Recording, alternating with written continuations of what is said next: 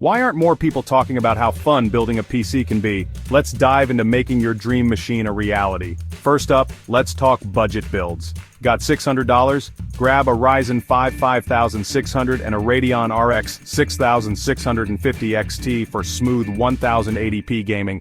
Bump it up to $750, and you're looking at an Intel Core i5 12400F and an AMD Radeon RX 7608 GB. Hello, balanced performance. Got a bit more cash?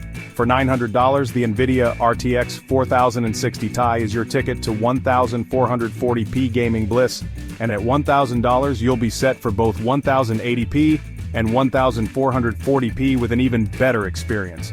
Now for the newbies, here are some golden tips. Balance performance and budget, use PC Part Picker to check compatibility, and always read your manuals. Oh, and please avoid those cheap power supplies, they're bad news. Finally, cooling, liquid versus air. Liquid cooling is cooler, pun intended, but pricier and needs more upkeep. Air cooling? Easier, cheaper, and still solid for most builds. Happy building, and may your FPS be high and your temps low.